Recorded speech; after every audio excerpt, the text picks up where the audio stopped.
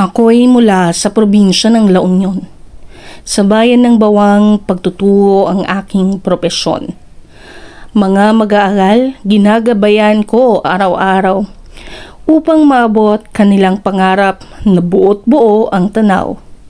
Sa pananaliksik at malikhaing gawa, kahit mahirap ay ituturo ng may pasensya.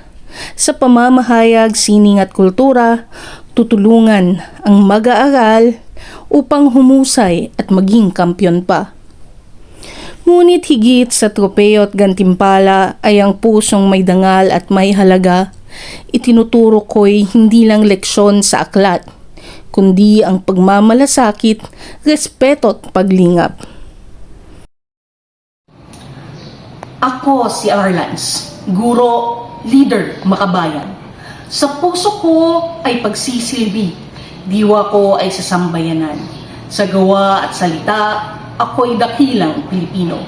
Naglilingkod, nagmamahal ng buong puso.